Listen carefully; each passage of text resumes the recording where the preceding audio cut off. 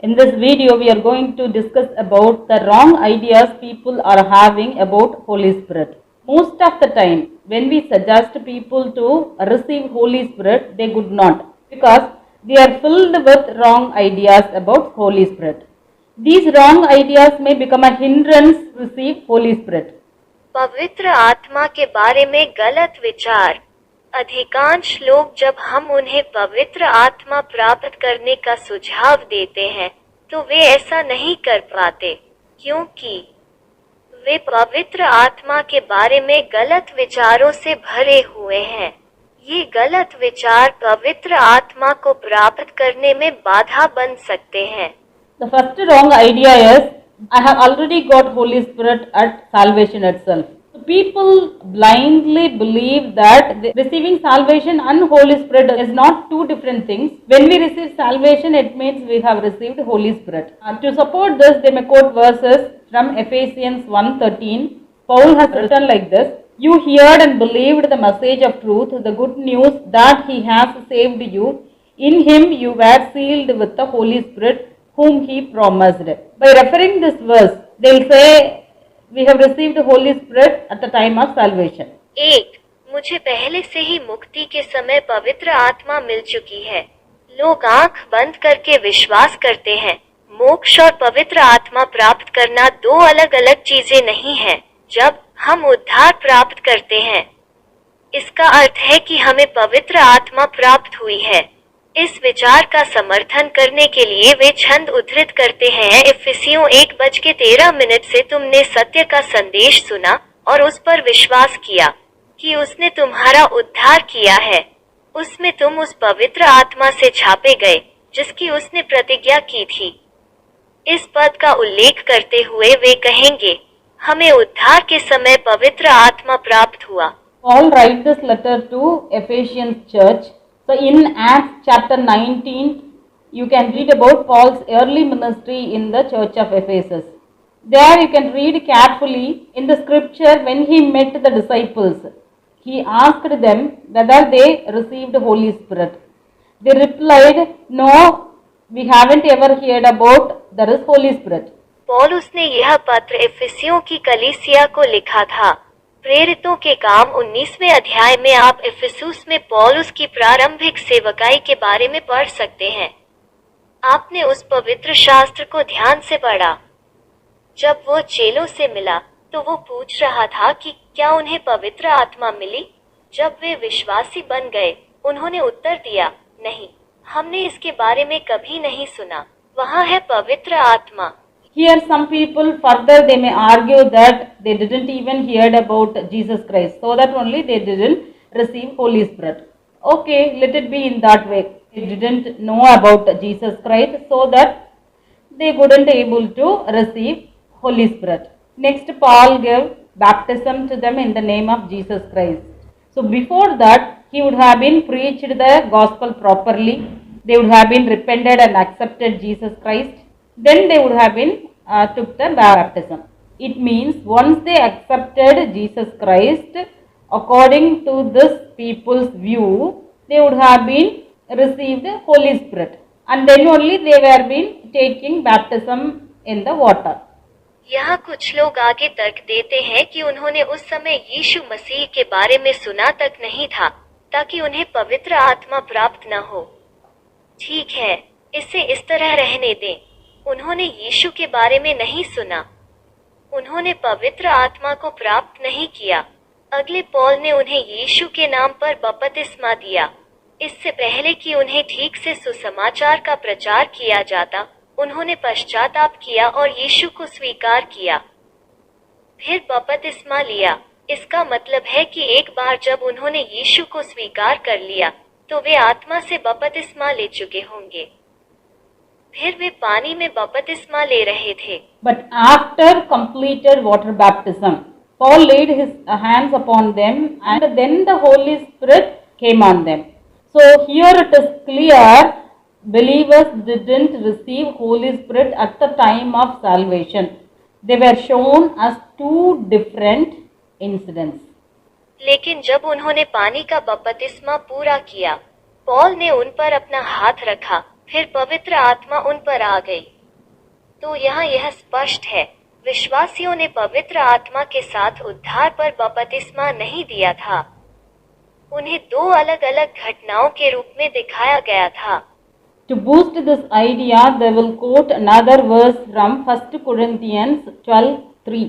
Here, Paul has written like this, "Therefore, I tell you that no one who is speaking by the Spirit of God says, Jesus be cursed, and no one can say Jesus is Lord except by the Holy Spirit." So people will say, I adore Jesus Christ as Lord so that I am baptized in Spirit. इस विचार को बढ़ावा देने के लिए वे 1 कुरिन्थियों 12:3 से एक और पद उद्धृत करते हैं।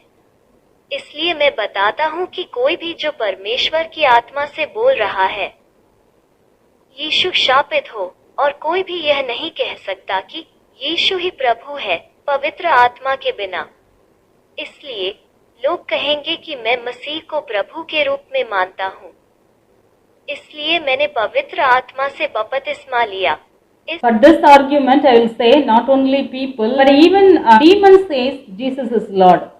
Then can we consider they also do so with the baptism of the Spirit?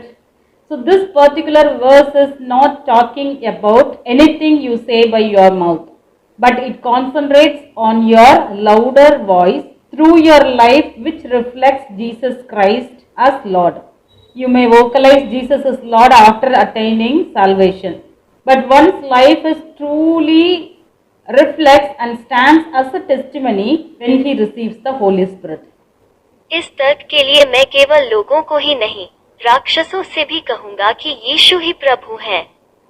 तो क्या हम विचार कर सकते हैं कि वे भी पवित्र आत्मा के बपतिस्मे के साथ ऐसा करते हैं? तो यह विशेष पद आपके मुंह से कही गई किसी भी बात के बारे में बात नहीं कर रहा है, बल्कि यह आपके जीवन के माध्यम से आपकी तेज आवाज पर ध्यान केंद्रित करता है, जो यीशु को प्रभु के रूप में दर्शाता है। उद्धार प्राप्त करने के बाद आप बोल सकते हैं कि यीशु ही प्रभु है, लेकिन जब वो पवित्र आत्मा प्राप्त करता है तो उसका जीवन वास्तव में प्रतिबिंबित होता है और गवाही के रूप में खड़ा होता है। The next wrong idea is we must be holy to receive Holy Spirit. The scripture says men and flesh cannot be holy. He doesn't have the ability to keep him holy. Only the Holy Spirit can give them a strength to keep them holy. So it is wrong to think I am unholy, I fall in sin even after salvation, so I have to forbid sin before seeking Holy Spirit. This is absolutely a wrong idea. तो पवित्र आत्मा पाने के लिए हमें पवित्र होना चाहिए। शास्त्र कहता है कि मांस में पुरुष पवित्र नहीं हो सकते, उसके पास पवित्र रखने की क्षमता नहीं है। केवल पवित्र आत्मा ही उन्हें पवित्र रखने की शक्ति दे सकती है। तो यह सोचना गलत है कि मैं अपवित्र हूँ, मोक्ष के बाद भी मैं पाप में पड़ता हूँ।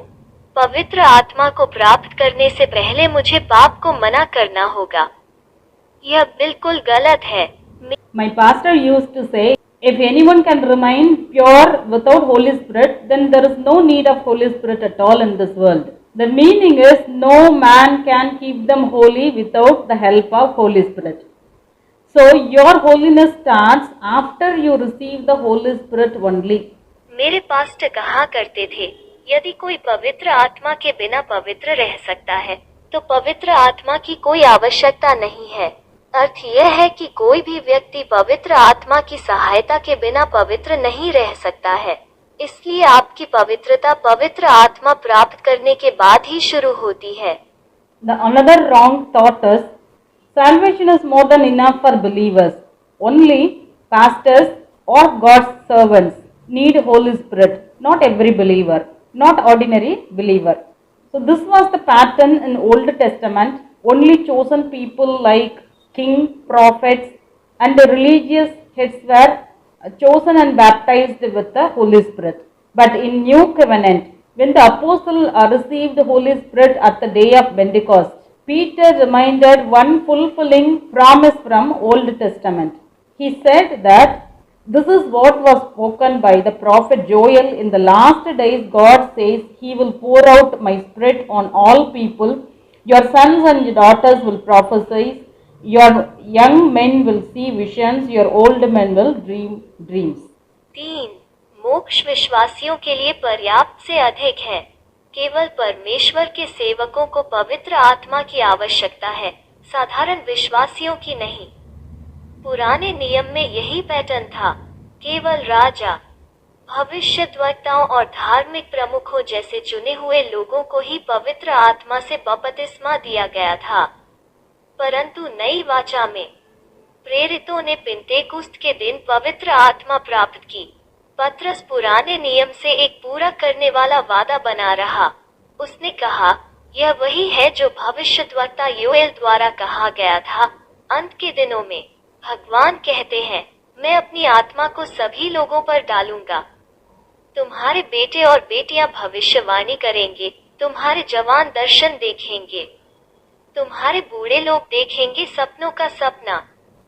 Thus God poured out His Spirit for the first time over ordinary people in the day of Pentecost. So from that day onwards, He started pouring His Spirit over all the people.